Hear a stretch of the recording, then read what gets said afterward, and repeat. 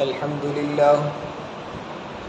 لله وكفى وسلام على عباده الذين اصطفى أما بعد فأعوذ بالله من الشيطان الرجيم بسم الله الرحمن الرحيم ثم أنشأنا من بعدهم قرنا آخرين فأرسلنا فيهم رسولا منهم أن اعبدوا الله ما لكم من إله غيره أفلا تتقون وقال الملأ من قومه الذين كفروا وكذبوا بلقاء الآخرة وأترفناهم في الحياة الدنيا ما هذا إلا بشر مثلكم يأكل مما تأكلون منه ويشرب مما تشربون ولئن أطعتم بشرا مثلكم إنكم إذا لخاسرون أيعدكم أنكم إذا متم وكنتم ترابا وعظاما أنكم مخرجون هيهات هيهات لما توعدون إن هي إلا حياتنا الدنيا نموت ونحيا وما نحن بمبعوثين إن هو إلا رجل افترى على الله كذبا وما نحن له بمؤمنين قال رب انصرني بما كذبون قال عما قليل ليصبحن نادمين فأخذتهم الصيحة بالحق فجعلناهم غثاء فبعدا للقوم الظالمين صدق الله العظيم۔ گزشتہ کل حضرت نوح علیہ السلام اور ان کی قوم کا واقعہ ذکر کیا تھا۔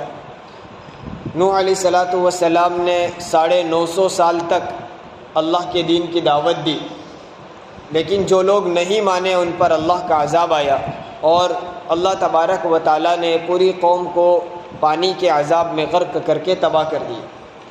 اب یہاں سے ایک اور نبی کا واقعہ بیان کر کے ہمیں یاد دہانی کرا رہے ہیں، توجہ دلا رہے ہیں کہ جس طرح اگلے انبیاء کی قوموں نے نافرمانی کی تو ان پر عذاب آیا، تم بھی اگر آپ کے نبی کی بات نہیں مانو گے تو عذاب میں مبتلا ہو سکتے ہو۔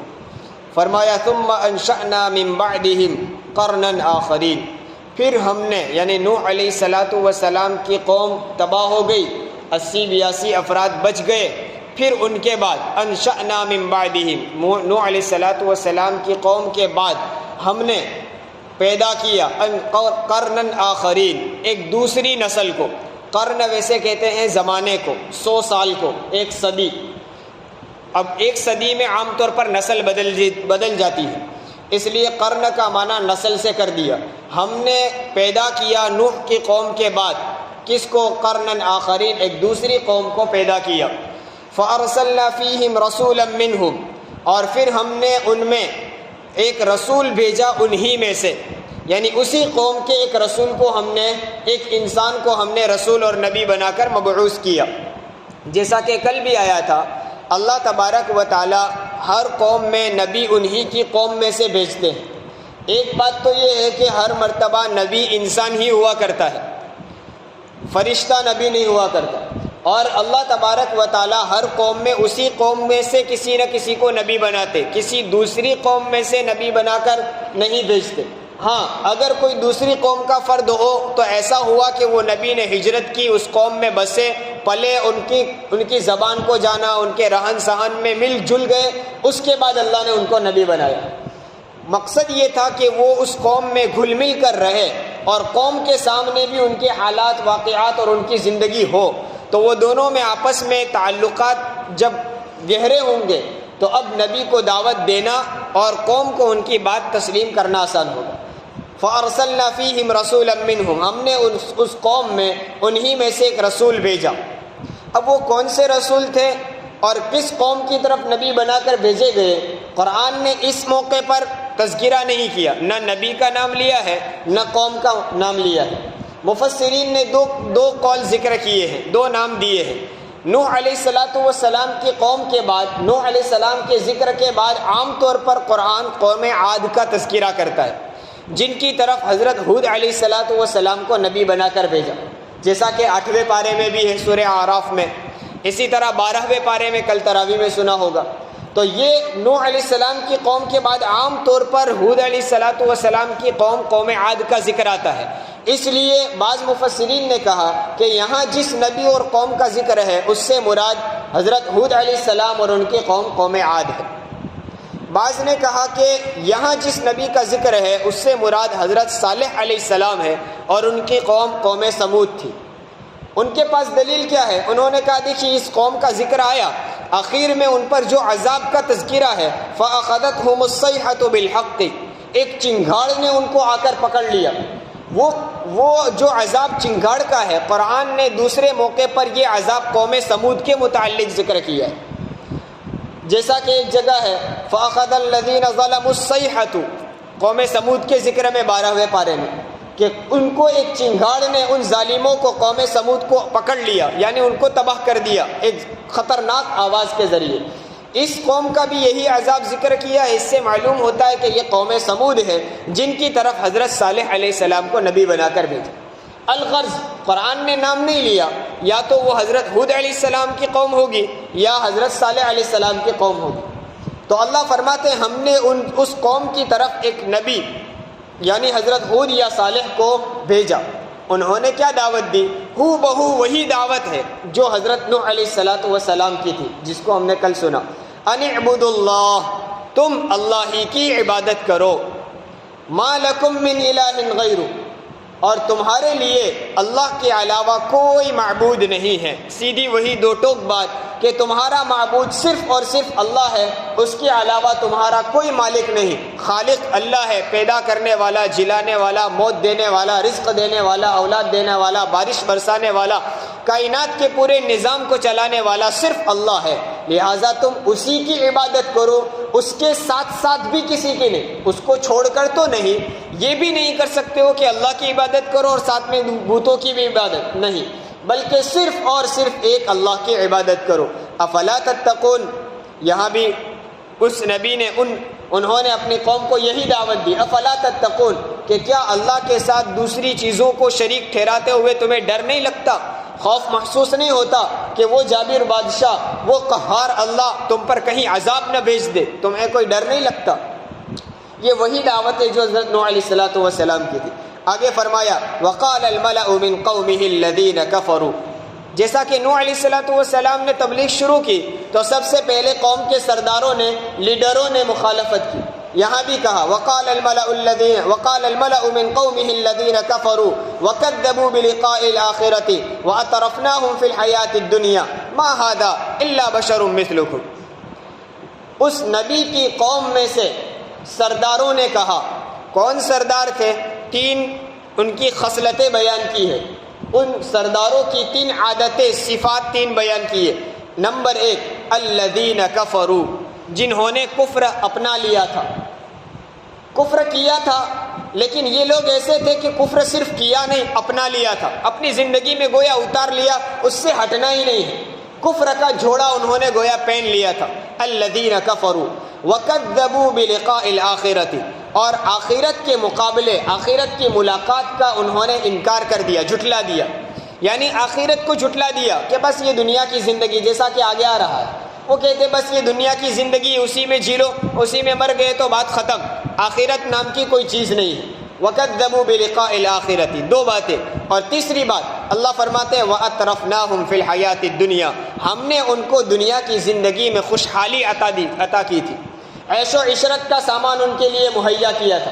دیکھیے کن لوگوں کے بارے میں کہا جا رہا ہے، الذین کفروا، جو لوگ کافر تھے، وَكَذَّبُوا بِلِقَاءِ الْآخِرَةِ، آخرت کا انکار کرنے والے، ان کے بارے میں اللہ کہتا ہے ہم نے ان کو دنیا کی زندگی کی خوشحالیاں دے رکھی تھی، اور اس خوشحالیوں کی بنیاد پر وہ اترا رہے تھے، یوں سمجھتے تھے ہم کامیاب لوگ ہیں، ہم مقبول لوگ ہیں، ہمیں کوئی ہرا نہیں سکتا، ہمیں کوئی مٹا نہیں سکتا۔ یہ دنیا کی زندگی کی چیزیں ہیں، اور کن کو دی ہے؟ اللہ کو جھٹلانے والے، آخرت کو جھٹلانے والوں کو۔ اس سے معلوم یہ ہوا کہ دنیا کی خوشحالی مل جانا یہ اللہ کی رضا کی دلیل نہیں ہے، یہ آخرت کی کامیابی کا سبب نہیں ہے۔ دنیا میں عیش و عشرت ہو، مال و دولت ہو، حکومت ہو، تو یہ کوئی اصل کامیابی نہیں ہے، لیکن یہ تو ان لوگوں کو بھی دی جنہوں نے انبیاء کی مخالفت کی، وَأَتْرَفْنَاهُمْ فِي الْحَيَاةِ الدُّنْيَا۔ اس لیے اس بات سے مایوس ہونا کہ مسلمان پریشان کیوں ہیں، ہم ہر شعبے میں پیچھے کیوں رہ جاتے ہیں، ہمیں حکومت اور اقتدار کیوں نہیں ملتا، یہ ضرور ہے کہ ہمارے اعمال کی خرابیوں کی وجہ سے ہمیں نقصان اٹھانا پڑتا ہے، لیکن یہ بھی ضروری نہیں ہے کہ کوئی نیک آدمی ہو تو وہ بادشاہ ہی بن جائے۔ انبیاء سے بڑھ کر نیک کون ہوگا؟ لیکن تمام انبیاء بادشاہ نہیں تھے، بعض کو اللہ نے حکومت دی، تو کیا ان نبیوں کی اعمال میں نعوذ باللہ، ان کے ایمان میں نعوذ باللہ کوئی کمی تھی؟ نہیں۔ تو اعمال اور ایمان کی بنیاد پر اصل آخرت کی کامیابی، اس لیے ہماری ہمیشہ نظر آخرت پر رہے کہ ہمیں جو بدلہ ملے گا وہ اصل آخرت ہے، یہاں بدلے کی جگہ نہیں ہے۔ یہ ایک بات یاد رکھیں، اللہ تعالیٰ نے 4 قسم کے عالم بنائے ہیں، 4 طرح کے عالم ہیں۔ نمبر 1 عالم ارواح، نمبر 2 عالم دنیا، نمبر 3 عالم برزخ، اور نمبر 4 عالم آخرت۔ عالم ارواح پہلی قسم، وہ کون سا عالم ہے؟ جہاں ہماری روحیں تھی، اور آئندہ دنیا میں جو لوگ آئیں گے ان کی وہاں ابھی روحیں ہیں۔ دنیا میں آنے سے پہلے کا جو عالم ہے جہاں صرف روحیں تھی، جسم نہیں تھا، ہمارا بھی ایک زمانے میں وہاں روحیں تھی، ہمارا جسم نہیں تھا، اس کو عالم ارواح کہتے ہیں۔ وہ عالم انتظار کا عالم ہے، وہاں کوئی کام نہیں کرنا ہے، کوئی اعمال نہیں ہے، محنت مشقت مجاہدہ کچھ بھی نہیں ہے، وہاں صرف کیا ہے؟ انتظار۔ ہر روح انتظار کرتی ہے کہ آج اس کی باری ہے، کل اس کی باری، اس کے بعد اس کی باری، اور پھر میری باری آئے گی۔ ہر روح کا انتظار ہے کہ یہاں سے ہمیں چل کر دنیا میں جانا ہے، پھر وہ روح وہاں سے نکل کر دنیا میں آتی ہے۔ یہ دوسرا عالم عالم دنیا ہے، یہاں جسم بھی ہے روح بھی ہے، ہمارا جسم بھی ہے روح بھی ہے۔ یہ عالم محنت کا عالم ہے، یہ دنیا مشقت کی جگہ ہے، مجاہدے اور کام کی جگہ، یہاں کام کرنا ہے، یہاں انتظار نہیں ہے، یہاں بیٹھے نہیں رہنا ہے، یہاں صرف کام ہی کام کرنا ہے۔ پھر اس کے بعد آئے گا عالم برزخ، جو قبر کی زندگی ہے، مرنے کے بعد سے لے کر آخرت قائم ہونے تک کا زمانہ۔ وہاں روحیں ہیں اور جسم بھی ہے، لیکن جسم کی شکلیں بدل جاتی ہیں۔ بعض لوگوں کا جسم محفوظ رہتا ہے، جیسا انبیاء علیہ السلام کا، شہداء کا، بعض اولیاء کا، بعض کا جسم محفوظ رہتا ہے۔ اکثر لوگوں کا جسم بدل جاتا ہے، مٹی میں مل جاتا ہے، ورنہ وہ جسم بھی ہے روح بھی ہے۔ وہ عالم جو عالم، جس کو عالم برزخ کہا جاتا ہے، وہ کام کی جگہ نہیں ہے، وہ آرام کی جگہ ہے۔ 3 عالم ہو گئے۔ عالم ارواح انتظار کی جگہ تھی، یہ دنیا ہے، یہ کام کی جگہ ہے، اور ایک زندگی آئے گی قبر کی زندگی، وہ آرام کی جگہ ہے۔ اس قبر کی زندگی ختم ہونے کے بعد ایک چوتھا عالم آئے گا، عالم آخرت۔ اس عالم کو کہتے ہیں بدلے کی جگہ، وہاں بدلہ ملے گا، اچھے اعمال کا اچھا بدلہ، دنیا کے برے اعمال کا برا بدلہ۔ تو اس سے معلوم یہ ہوا کہ جس عالم میں ابھی ہم زندگی گزار رہے ہیں، عالم دنیا، وہ تو کام کی جگہ ہے۔ اب ہوتا کیا ہے، ہم چاہتے ہیں یہیں ہمیں بدلہ مل جائے، ہم سوچتے ہیں مسلمان اتنی تعداد میں ہیں، ہم نیک اعمال کرتے ہیں، نمازیں پڑھ رہے ہیں، لاکھوں لوگ کعبۃ اللہ کا طواف کر رہے ہیں، پھر بھی مسلمان پریشان کیوں؟ ہم نیک اعمال کرتے تو ہمیں یہی خوشحالیاں مل جانی چاہیے۔ حالانکہ یہ جگہ ہے ہی نہیں بدلے کی، بدلے کی جگہ تو کون سی ہے؟ چوتھا عالم آخرت کی۔ ہم اسی عالم میں آرام بھی چاہتے ہیں اور یہی بدلہ بھی چاہتے ہیں، ہمارا بدلہ آخرت میں ہے، یہ دنیا کے لوگوں کو یہاں بدلہ دے دیا۔ اس لیے ایک مرتبہ حضرت عمر رضی اللہ تعالیٰ عنہ نبی کریم صلی اللہ علیہ وسلم کے حجرہ شریفہ میں داخل ہوئے، دیکھا گھر میں 2-4 چیزوں کے علاوہ کوئی چیز ہے نہیں، پورا کمرہ خالی پڑا ہوا ہے، اور حضور جس بستر پر لیٹے ہوئے ہیں کوئی نرم بستر اور گدا بھی نہیں ہے، کھجور کی ایک چٹائی ہے، اور اس کھجور کی چٹائی پر لیٹنے کی وجہ سے حضور اکرم صلی اللہ علیہ وسلم کے جسم مبارک پر نشانات بنے ہوئے۔ حضرت عمر رضی اللہ تعالیٰ عنہ دیکھ کر اشکبار ہوئے، کہا اے اللہ کے رسول، وہ کیسر و کسرا والے جو اللہ کے نافرمان، اللہ کو جھٹلانے والے، اور وہ بادشاہتیں لے کر بیٹھے ہوئے نرم بستر پر سو رہے، اور آپ تو دونوں جہاں کے سردار، اور آپ کی یہ حالت کہ آپ ایسے بستر پر لیٹے ہوئے، آپ کے پاس صحیح سے سونے کا بستر نہیں، گھر میں کوئی سامان بھی نہیں۔ حضور اکرم صلی اللہ علیہ وسلم نے کہا عمر، کیا تم کو یہ بات ابھی تک سمجھ میں نہیں آئی کہ ہمارا بدلہ اور ہماری راحتیں تو آخرت میں، یعنی ہمیں تو وہ سب چیزیں آخرت میں ملنے والی ہے، دنیا کے لیے نہیں ہے۔ تو ہمیں بھی ہر وقت یہ مد نظر رکھنا ہے کہ ہمارا جو اصل جگہ ہماری ہے وہ آخرت ہے، وہاں کے لیے ہم یہاں کمائی کر رہے ہیں۔ ایک جگہ قرآن نے کہا فَلَمَّا نَسُوا مَا ذُكِّرُوا بِهِ فَتَحْنَا عَلَيْهِمْ أَبْوَابَ كُلِّ شَيْءٍ۔ ان لوگوں کفار اور مشرکین کے بارے میں کہا کہ جب وہ اللہ کو بھول گئے، ان کو نصیحتیں کی گئی، وہ نصیحتوں کو بھول گئے، تو کیا کیا؟ ہم کو تو یہ سمجھ میں آتا ہے کہ جب اللہ کو بھول گئے تو فوراً ان پر عذاب آ گیا ہوگا. اللہ نے کہا فتحنا علیہم ابواب کل شیء، ہر چیز کے دروازے ہم نے کھول دی، سب چیزوں ہم نے ان کو دے دی، آرام راحت عیش و عشرت بادشاہتیں سب ان کو دے دی. پھر نتیجہ کیا ہوا کہ ان عیش و عشرت کے سامان کو دیکھ کر وہ اترانے لگے. اللہ کہتے ہیں پھر اچانک ہم نے ان کو پکڑ لیا. یہ اللہ کا دستور ہے.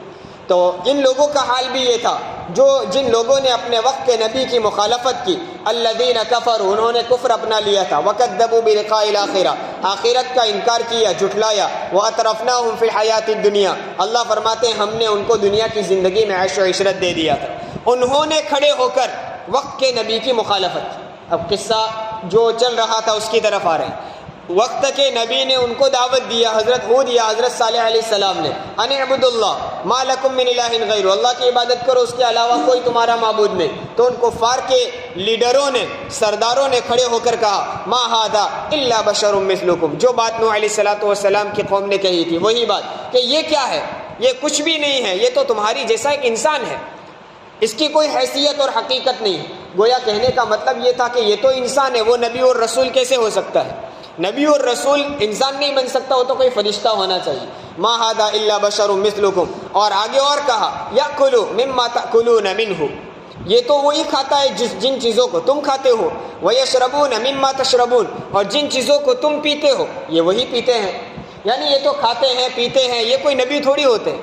نبی کی شان تو یہ ہو کہ جن کو کھانے کی بھی ضرورت نہ پڑے، پینے کی ضرورت نہ پڑے. ان کا گمان یہ تھا. حالانکہ نبی ایک بشر ہوا کرتے ہیں، جس طرح عام انسانوں کو کھانے پینے کی ضرورت ہے ان کے ساتھ بھی یہ ضرورتیں لگی ہوئی، جیسا کہ سورہ فرقان میں بھی ہے. وہی بات، وہی اعتراض کیا تھا کہ ما لہذا الرسول، اس رسول کو کیا ہو گیا ہے، یاکلون الطعام ویمشی فی الاسواق، کہ یہ تو کھاتے ہیں اور بازاروں میں چلتے پھرتے ہیں، یعنی بازار میں آتے ہیں، خرید و فروخت کرتے ہیں، تجارت کرتے ہیں، یہ کوئی رسول تھوڑا ہو. ان کی بات، ان کا اعتراض یہ تھا، ان کا گمان یہ تھا کہ بس کوئی انسان اور وہ نبی بن جائے، ایسا نہیں ہو سکتا. وَلَئِنْ أَطَعْتُمْ بَشَرًا مِثْلَكُمْ إِنَّكُمْ إِذًا لَخَاسِرُونَ. اس قوم کے سرداروں نے اپنے بیان کو اور جاری رکھا. بھڑکاؤ بھاشن یہ تھا. کیا کہا؟ وَلَئِنْ أَطَعْتُمْ بَشَرًا مِثْلَكُمْ، تمہارے جیسے انسان کی تم اگر اطاعت کرنے لگو گے، تم اس کی بات ماننے لگو گے، تم اس کے پیچھے چلنے لگو گے، تم اس کو اپنا پیشوا اور امام بنا لو گے، إِذًا لَخَاسِرُونَ، تب تو تم خسارے میں پڑ جاؤ گے، نقصان میں پڑ جاؤ گے. تمہارے جیسے کہ انسان کی تم بات ماننے لگتے ہو، کوئی اس کا مقام ہو، کوئی الگ طرح کی مخلوق اور تم ان کے مانو تو بات سمجھ میں آئے. یہ تو تمہاری طرح کھاتے ہیں، تمہاری اور وہی چیزیں کھاتے ہیں جو تم کھاتے ہو، وہی چیزیں پیتے ہیں جو تم پیتے ہو، تو تم ان کی اطاعت کرنے لگو گے تو نقصان میں پڑ جاؤ گے، خسارے میں پڑ جاؤ گے. اب دیکھیے، اگر ان سے پوچھا جائے کہ تم کہتے ہو ان کی بات نہ مانو، تو پھر کس کی مانیں؟ تمہاری مانیں.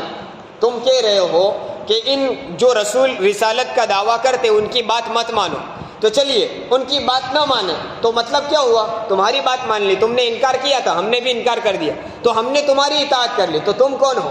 تم بھی تو انسان ہو.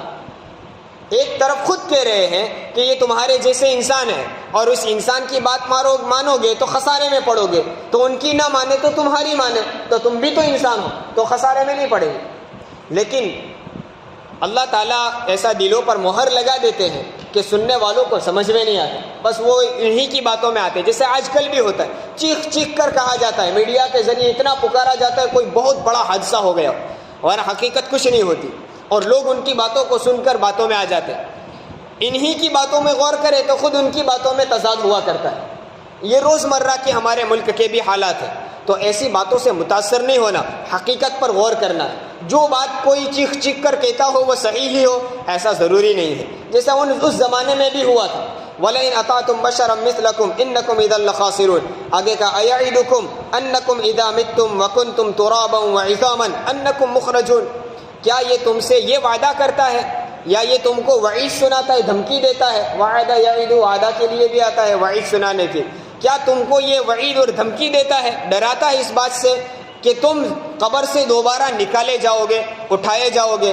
حالانکہ اذا متم، کہ تم مر چکے ہوں گے، وکنتم ترابا وعظاما، اور تم تو مٹی اور ہڈی بن چکے ہوں گے، یعنی تمہارا جسم اور گوشت مٹی کھا جائے گی، تم مٹی بن گئے ہوں گے، ہڈیوں کا ڈھانچہ رہ جاؤ گے، اور ایک زمانہ آئے گا کہ وہ بھی ختم ہو جائے.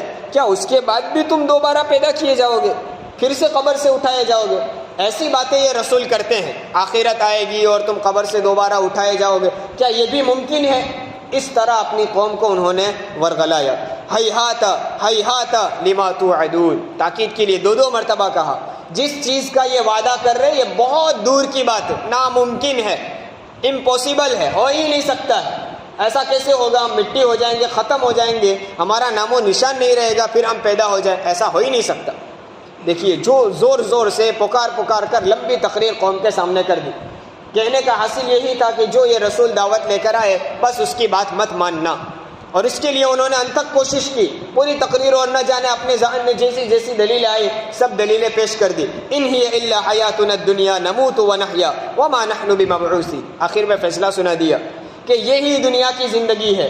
ان ہی الا حیاتنا الدنیا، نہیں ہے مگر یہ صرف دنیا کی زندگی، نموت ونحیا، یہاں ہم مریں گے اور یہی لوگ زندہ رہتے ہیں، وما نحن بمبعوثین، ہم دوبارہ اٹھائے نہیں جائیں گے۔ یہ قبر میں جا کر پھر سے اٹھایا جانا اور پھر آخرت قائم ہونا، ایسا کچھ بھی نہیں ہے، بس یہی ایک زندگی ہے، اس کے بعد کوئی دوسری زندگی نہیں ہے۔ یہ ان لوگوں کے کہنے کا حاصل تھا۔ اب دیکھیے اس طرح دلیلیں دے دے کر زور زور سے لوگوں کو سمجھایا جاوے، کہا جاوے، اور وہ قوم کے سردار ہو تو عوام کا حال تو کیا ہوتا ہے؟ جس طرف تمہارا رخ اس طرف ہم رخ کریں گے، ہم تو تمہاری پیروی کریں گے، ہم نے تم کو اپنا پیشوا اور امام اور اپنا سردار اور اپنا پٹیل اسی لیے بنایا ہے کہ تم جس طرح ہم کو رہنمائی کرو ہم چلیں گے۔ ان لوگوں نے بھی ایسی غلط رہنمائی کی اور پوری قوم کو بھٹکا دیا۔ ان هو الا رجل افترى على الله كذبا وما نحن له بمؤمنين، ایک اور الزام رسول پر لگایا کہ یہ تو ایک ایسا آدمی ہے جس نے نعوذ باللہ اللہ پر جھوٹ باندھا ہے، اس نے تو اللہ پر جھوٹی باتیں کہی ہے، اللہ کے بارے میں اللہ کا حوالہ دے کر تم کو کہتا ہے یہ سب اللہ کے اوپر جھوٹ باندھ رہے ہیں، وما نحن له بمؤمنین، ہم تو یہ بات نہیں مانیں گے۔ دیکھیے جہاں جہاں سیاست کا پروگرام ہو یا کوئی اور، سرداروں کی حالت یہی ہوتی ہے، وہ پوری حقیقت اپنے فریق مخالف کی بتائیں گے، انہوں نے یہ نقصان کیا، یہ ایسے ہیں ویسے ہیں، اور آئندہ اگر تم نے ان کو اپنا سردار بنا لیا، ان کی بات مانی تو تم کو یوں نقصان ہوگا، یہ نقصان ہوگا۔ پھر یوں نہیں کہیں گے کہ ان کے پیچھے مت چلنا ورنہ تو پکڑے جائیں گے، کیس ہو جائے گا ان پر کہ تم کون ہوتے ہو منع کرنے والے۔ تو آخر میں کیا کہیں گے؟ بھئی یہ نقصان ہے، ہم تو نہیں مانتے، اب تمہاری مرضی جو کرنا ہو۔ تو قوم کیا کہے گی؟ بھئی ہمارے سردار خود نہیں مانتے ہیں، وہ خود منع کرتے ہیں تو ہم کیسے، ہمارے پٹیل نے منع کر دیا تو ہم کیسے چلیں گے ان کے پیچھے؟ وَمَا نَحْنُ لَهُ بِمُؤْمِنِينَ، یہ حربہ ہے کہ ہم ان کی اطاعت نہیں کرتے، ہم ان پر ایمان نہیں لاتے ہیں۔ اب یہ لمبے زمانہ تک وہ رسول ان کو دعوت دیتے رہے، جب تنگ آ گئے اور قوم نے ان کی بات کو ٹھکراتے رہے اور نہیں مانا تو پھر انہوں نے بھی بددعا کی۔ قال رب انصرنی بما کذبون، اے اللہ تو بدلا لے ان سے، رب انصرنی تو میری مدد کر، دوسرا معنی ہے تو ہماری طرف سے ان سے بدلا لے، اس وجہ سے کہ انہوں نے مجھے جھٹلایا۔ جو نوح علیہ السلام نے بددعا کی تھی وہی بددعا انہوں نے بھی کی، رب انصرنی بما کذبون قال عما قلیل لیصبحن نادمین۔ اللہ تعالیٰ نے اس رسول کی دعا کو قبول کیا اور فرمایا عما قلیل، تھوڑی دیر کے بعد، عن بعد کے معنی ہے تھوڑی دیر کے بعد، یعنی تھوڑے عرصے میں ہی تم دیکھو گے کیا ہوگا، لیصبحن نادمین، وہ پچھتاتے ہوئے پڑے رہیں گے، وہ شرمندہ ہو کر رہ جائیں گے، یعنی وہ افسوس کریں گے اپنے آپ پر کہ کاش ہم نے بات مانی۔ ان کے اوپر ایسا عذاب آئے گا کہ اس عذاب کو دیکھ کر اب وہ پچھتائیں گے کہ شاید ہم نے بات مان لی ہوتی تو یہ دن دیکھنے نہ پڑتے۔ اللہ تعالیٰ نے گویا اس آیت میں وعدہ کیا کہ ان پر عذاب آنے والا ہے، پھر اگلی آیت میں عذاب سنایا، فَأَخَذَتْهُمُ الصَّيْحَةُ بِالْحَقِّ، اللہ کے سچے وعدے کے مطابق ان پر ایک چنگاڑ آ پڑی، ایک زوردار آواز آئی، وہ ایک عذاب کا ایسی خطرناک آواز تھی کہ جس سے دل پھٹ جائے، کلیجے منہ کو آ جائے، ایسا سخت عذاب جیسا قوم سمود پر آیا۔ فَأَخَذَتْهُمُ الصَّيْحَةُ بِالْحَقِّ فَجَعَلْنَاهُمْ غُثَاءً، عذاب کے بعد کیا ہوا؟ اللہ تعالیٰ کہتے ہیں ہم نے ان کو کوڑے کرکٹ کی طرح کر دیا۔ غصہ کہتے ہیں بچا ہوا کچرا، جیسے سیلاب آتا ہے تو سیلاب میں پانی کے ساتھ ساتھ کچرا بھی بہت بہتا ہے، پانی کی سطح پر بہتا رہتا ہے، پھر کچھ عرصے کے بعد جب پانی تھم جاتا ہے اور زمین میں اتر جاتا ہے تو ہر جگہ کچرا کوڑا کرکٹ اور گندگی پھیلی ہوئی ہوتی ہے، جس کی طرف کوئی نظر بھی نہیں کرتا، جس کو کوئی پسند نہیں کرتا، جلدی سے صفائی چاہتا ہے۔ ان کے اوپر ایسا عذاب آیا کہ وہ پڑے رہے، ان کی لاشوں کو کسی نے دیکھا نہیں، ان کی طرف کسی نے نظر نہیں کی، ان کو دفنایا نہیں، نہ جلایا، کچھ نہیں کیا، پڑے پڑے گل گئے، سڑ گئے، کچرے کی طرح ہو گئے۔ فجعلناہم غثاء، فبعدا للقوم الظالمین، کہا اللہ کی فٹکار ہو ظالم لوگوں پر، ظالم سے مراد کافروں پر، کہ اللہ کو نہ ماننے والے، آخرت کو جھٹلانے والوں پر اللہ کی فٹکار ہو۔ اللہ تعالیٰ اپنے عذاب اور غصے سے ہماری پوری حفاظت فرمائے۔ جس طرح ہمیں اللہ تعالیٰ نے پیدائشی مومن بنائے، اللہ تعالیٰ تا دم حیات ایمان پر قائم رہنے کی توفیق عطا فرمائے۔ سبحان اللہ۔